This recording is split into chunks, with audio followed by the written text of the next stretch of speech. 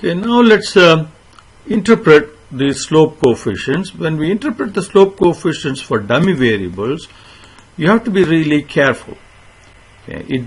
It doesn't make any sense to say if the dummy variable value increases by 1, like we have done previously. If it was a regular independent variable like price, for example, so we can say if price goes up by $1, then what happens to sales?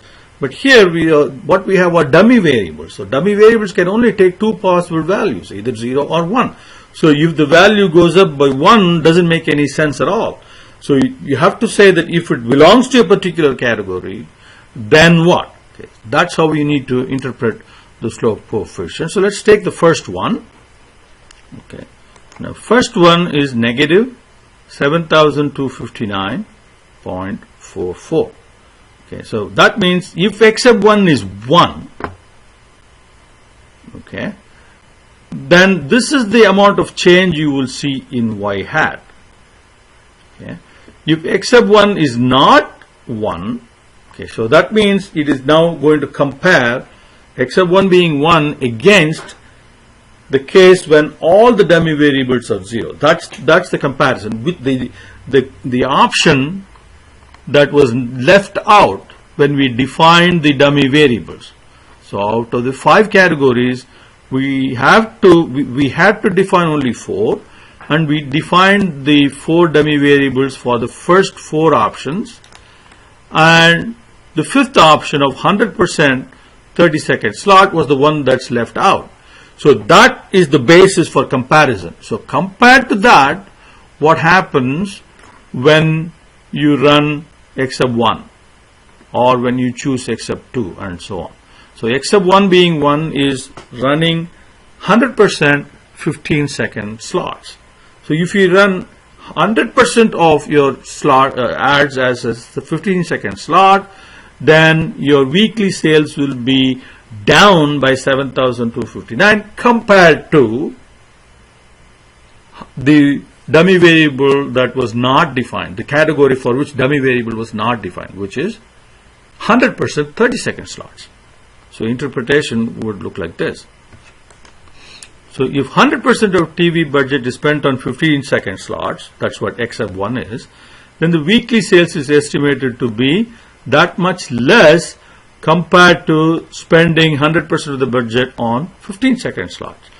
Now here, only the advertisement option is the independent variable. So if there were other independent variables, then you have to say that all other independent variables being the same. So that caveat must be added if there were additional independent variables. So now let's look at B sub 2, and this one is 75% 15-second slot, 25% of the budget spent on 30-second slot.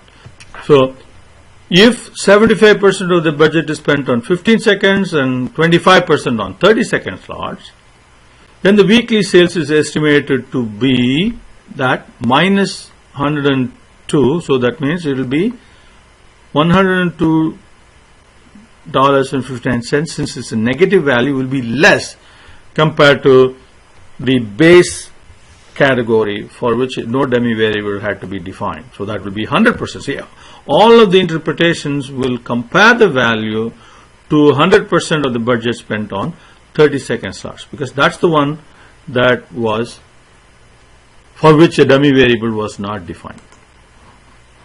Okay. Now let's look at B sub 3. Now B sub 3 is 1, 2, and 3 is 645. So B sub 3 is 645, not B sub 2.